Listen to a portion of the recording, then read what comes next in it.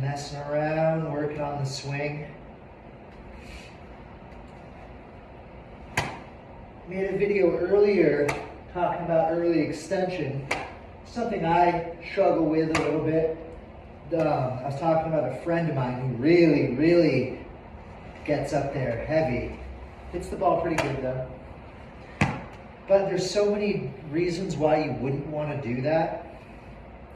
For one, what it's causing you to throw the club early, because if you were to be here properly, where you got your lead side through, you maintain your spine angle, I'm exaggerating a little bit, had that nice forward shaft lean.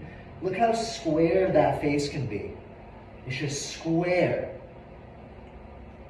Going from the top, you want it nice and square, about that 40-degree angle. You don't want it cupped and open. You don't want it shut and closed. You just want that nice, about 40, 45-degree angle there. And it drops. So when you get to the top, your hips are starting to go. You're just letting gravity start everything. So you don't want to release your power too early. So you can get everything cleared through it. And look at how square that face can stay. It's so easy. It's actually, you're going to start hooking the ball if you were early extending and you go to this, you realize it's really more of a motion of just holding the club square down the line. And your ball flight is just going to be straight once you get it. Like I said, you're going to be hooking the ball at first. Because before, if you were early extending, if I had I early extended and had proper arm movement, I'm so far above the ball because I just stood up. Really, you want to be down here. But look what happens when I stand up. I'm up here, so I have to throw my arms out by releasing early. And your club is basically just going from open to flipped closed. And you have this tiny fraction of a second to time things up. And sure, you can hit good shots that way, but you're not going to be nearly as consistent having this club face just kind of like a door slamming closed through it, and you just gotta hopefully catch it when it's lined up for that split second, instead of having a face that comes in. When you start, it's square to my body. It's following my body really through this whole section. It's opening and closing a tiny bit. You don't want to just hold it closed and through, kind of come back again straight, and it's rotating closed slowly through the swing. You shouldn't feel any type of rotation with your arms trying to get the club. If you are having to rotate your arms to close the club face, you're doing something wrong. That's not in your arms and hands. It's your body that's making the wrong motions. That's why it's so important to get that little head start where all my weight's back by the time my club's here. And I'm starting to go forward already with my hips. And they start everything down and are backing up even a little. Kind of everything's falling to begin with. I'll exaggerate. But you see even Tiger, a lot of pros doing this really good, where they drop so they can come through and extend through the ball. And look how square that face can stay. And like I said, when you first get this, if you're doing it the other way, you're going to be throwing everything left because you're so used to having to close the face or else you slice it. So you're going to have to feel like you don't even release the club. You keep the club nice and tucked and you don't release until the last second. That's what it's going to feel like for you. And a move I've always really liked is, I guess, the Alaska move, the over the top from the inside. So, everyone pretty much agrees, straight back off the ball. Your body just kind of starts to turn it up. When you're in this parallel, or what would that be, P2 position, your club face and your spine angle are about the same. It's not straight up and down, it's not closed, it's not in front of you, it's not behind you. It's right there. Bringing it to the top, feels pretty, might not be exactly straight up, but it feels pretty straight up in the beginning. And then you just Keep everything right there. Let everything fall with gravity. In the combination of your lead side is pulling it. That's what brings everything inside, is clearing that hip. The problem is everyone's been trying to get the club to the inside, but you lunge forward, your hands go up, and you have to throw it at the ball with these high hands. And your toe goes up. These high hands is bad news. You can time it and make it work, but you're never going to hit crisp shots consistently compared to getting everything turning. You can see just the club face is so square. Square to my body because my body is turned here. But if I just turn my body to the ball and move nothing else, look, it's square. It looks closed, but it's square. I'm not moving my hands at all. So the club can stay pretty darn square to your body. Like I said, there is a very subtle opening and closing, or else you'd be kind of too pendulum-y. You got to work around the axis of your body and your tilt. So a good feeling that I like to have is right as I'm making my, right at the moment of separation, as I'm kind of changing directions at the top, I like to feel like my butt kind of lets gravity drop or move straight back just a hair and then down the target line. So it's kind of back towards the target line. But this hip is also driving back and forward. So I can get my center of gravity in front of the golf ball. And again, when you first do this, you're going to have to feel like your arms don't release and are almost off the ground. This is exaggerated, and you have to almost go down after it a little bit. That's kind of the feeling it should be at first. It's going to feel like that. Because you're going to have to do the opposite of this cast. Look at the club face. You have to boom, and then it wants to flip closed, but it's when you put the hands up high like this, everything, and from the inside, everything wants to go right. You're just hitting it out to the right. So you got to flip the hands to catch it up. Hopefully you catch it up and don't overdo it and snap hook it. And what I like to do, if you like a little jump start, you know how some people like step into it forward, then back, or you know, more commonly maybe a little like jump start forward, a little tick off the ball to get your momentum moving, a little forward before the back. Almost what you can feel is right where your shoelaces start, kind of there, 50-50 should be your weight at address, but you can almost feel like a front foot to back foot right there. Just kind of a 1, 2, it's kind of this is going to be a 1, 2, 3, 4 movement. 1, 2, and then 3 is your heel as you get to the top, so it's 1, 2, 3, 4, which is front shoelace, or lead shoelace, trail heel, lead heel. So it's 1, 2, 3, 4, and that's your weight shift. Or with the forward, 1, 2, 3, 4. It's easier to do when you're actually swinging. Or what you feel is just take the 1 out of that, or start 1 at 2, and it would really just be 1, 2, 3, where your weight's 50-50. Now it'd be 1, and then 2 is your back heel, front heel.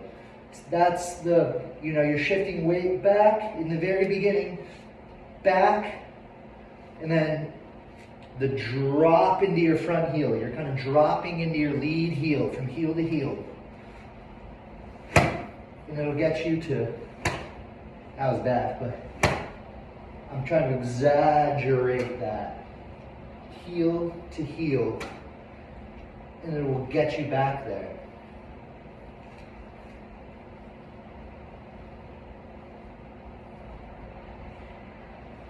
And like I said, you're gonna have to hold that, because if you move your body now like this, but throw your arms like you were gonna early extend, you'd be underground. Look, if I'm here, I can't even get into that proper position. So a lot of people can't make the change because they're trying to swing the same way with the same release. Just go really slow. Get that squat in that turn and just get to here. And feel exaggerated, like that's all, like it's just your body turn coming through the ball. It's very exaggerated. I keep going lower and lower because I'm not starting.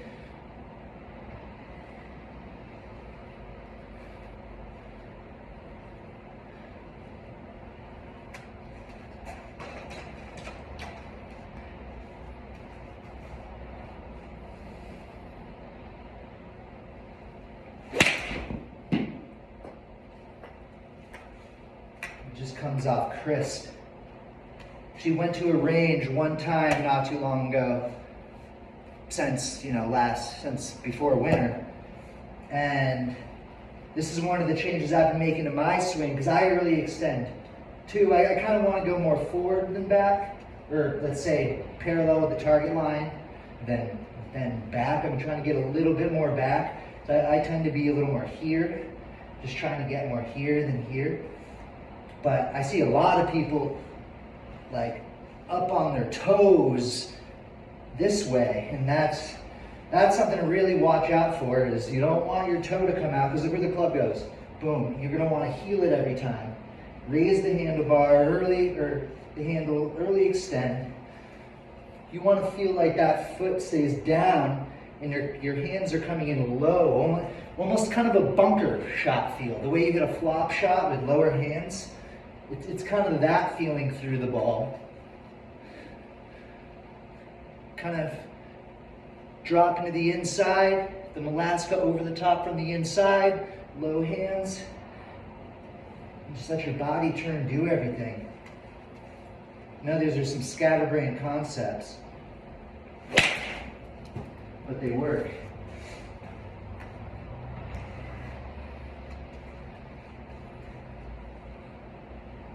I don't try to increase my spine angle like a lot of players do these days. I try to keep everything very much the same. I kind of have Adam Scott has always been someone I try to take a lot from in their swing.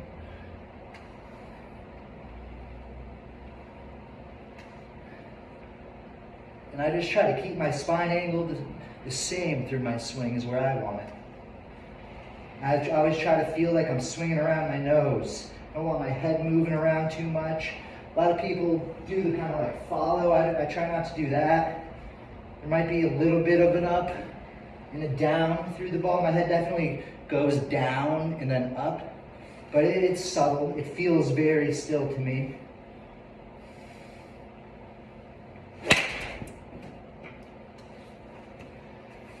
And yeah, ball's broken.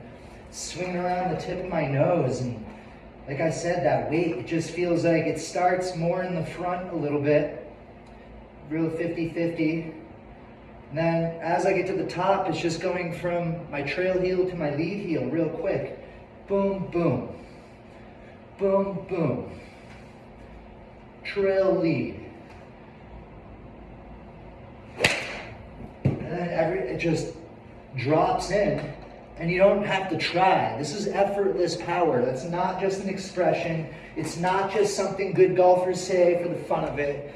It's the same in every sport there is. It's the same in skateboarding. You watch someone who's beginner trying an ollie, and they're moving so quick and they can't even jump off the ground with their skateboard. Then you watch a pro and they're just like boom, like no problem, and they just pop a huge ollie. You watch, a guy like Ernie Els hit the ball 330 yards, and he's just so smooth and not trying. Yet he gets the club moving in incredible speed. So many beginners are, they're trying to use all this strength and muscle, and they have no speed, no momentum. They haven't built any momentum is the problem. They're not creating speed. They're just trying to go. You need to, start from 1 and get to 10. You can't just 10 and hit the ball. It's amazing how much, like I said, if you start, everything's back into the heels. Start centered more forward. As the time I get to the top, back heel, front heel. And then that front heel is what starts everything down and what drops it to the inside. If you want to shallow that club, really get on that lead heel. And it just drops everything there. The mistake is people think they need to do this to shallow the club. And that's not how you shallow it. It's not this way. It's that way. It's getting your lead to pull it.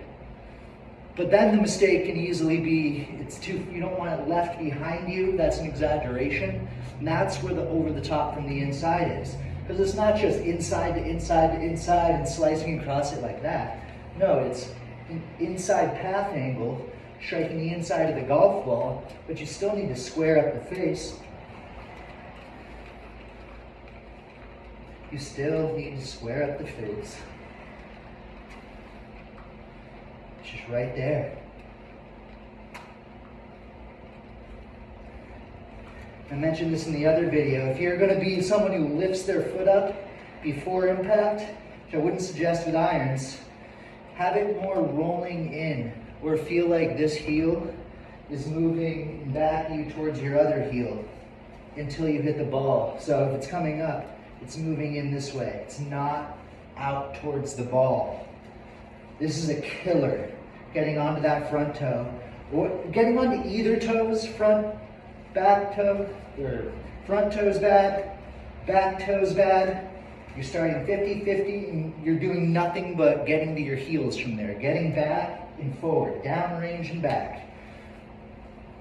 A lot of players, you'll see Tiger, do exaggerated things where he feels way back here. Like he's squatting, turning through the ball. Different players, those are all exaggerated feels, but a lot of kind of feels that you should feel. It's dropping. You're starting to turn. It depends on your swing. Everyone's swing's different and needs different things worked on. There's no one feel to rule them all, because some days you're going to be hooking it, some days you're going to be slicing it, some days you're going to be doing certain things better than other days, and it's all about finding the feel to get you to where you need to be, and also having a very firm grasp on the swing dynamics, the laws of ball flights, understanding what makes the ball curve. With a driver, something with very little loft, essentially where the face is aimed at impact is where the ball starts. And then the path in relation to that face causes curve. But with a wedge, it doesn't do it so much, or a short iron. So it kind of changes the physics change a little bit depending on the loft of the club.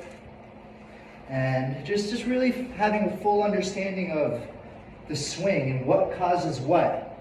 And knowing that it's not just a back and through motion. It's not back and through. It's not just simply open, square, close. It is, but it isn't. Too long have people been relying on a flip to perfectly timed rather than coming in. It's how I swing as a kid. I had a lot of forward shaft lean when I was younger, just my natural swing. And I would instinctively just come in, back in the day it was considered closed, and it's so square for so long. You can't hit it offline. And if anything, you're going to hit it left. You have to really hold on to it and hit it right. It's just such an easier way of going about it, and modern day pros are really jumping on that bandwagon of having more of a closed face coming down instead of it having to boing, like you're open, square, close. Now it's square. It's just square in this huge section. And that just makes so much more sense than anything else. Just been beating balls with the 7-iron for a while. Had a couple ball marks on there. Yeah, you can see my general strike pattern. See if I miss one, it might be a little thin, or there's one way out there on the toe. But usually just a little bit towards the toe will be my miss, or if I'm really trying to turn, a right to left one. I've always had a canny ability to hit it, an 1/8 of an inch further on the toe when I really need to hook one.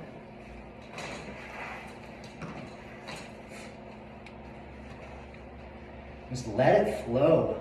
The golf swing should be easy. It's not like you should really learn just this rhythm of back and forth, making a little bit of a figure 8. Exaggerated, it kind of goes out and in and out and in. Just let the club head, after you hit the ball, just let the club head follow the ball, right? I like to feel like my hands and club are just going at my target. I hear a lot about pulling left these days, which can be a good feel. It really, again, it depends where your swing is at. If you're getting too much up this way, it could be a good feel. But I've always just felt like I'm chasing the ball down the line after I release, of course. I know my hands are further left than my club. They're not perfectly in line with each other. Like I said, it just feels, it's just the feel is I've always wanted to follow the ball down the target line.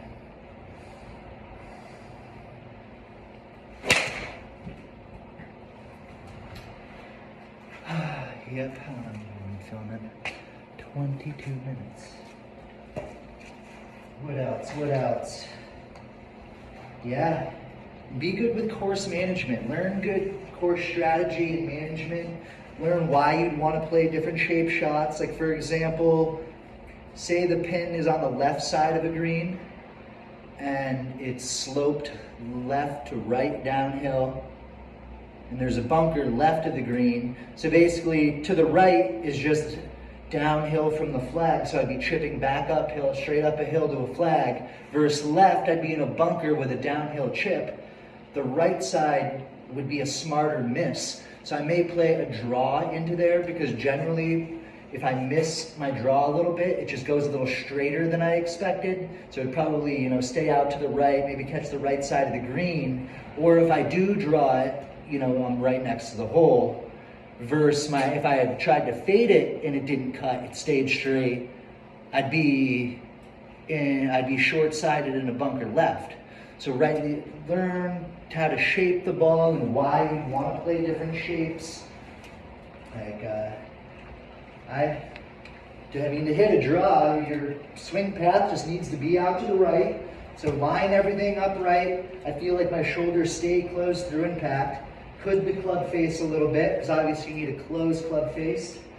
Through impact, to hit a good draw, your face will be right of the target a little bit, but it needs to be, it can't be further right than your swing path. Your swing path has to be way right, and your club face just a little bit right. So I hooded a little bit, about halfway between my starting point and the target, and just try to come from the inside. Wasn't the best strike, but it was definitely a nice little draw. I haven't been trying to shape the ball too much. Hit them straight. Try another nice big hook. Much better. And a fade, just the opposite. Just open everything up a little bit. Just feel like everything stays left. I feel like everything gets open a little quicker before I feel like I leave my club head in back of me a little bit.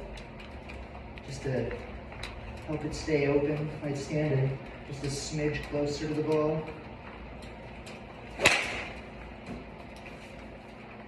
Beautiful, nice high fade. Every shot's unique, of course. Effortless power is key. As soon as you learn how to utilize gravity in effortless power, you'll be hitting it so much further, because it's just so easy. It's just everything. The front side of you pulls everything. and gravity just drops it. And there's so much speed and power through the ball. It's easy.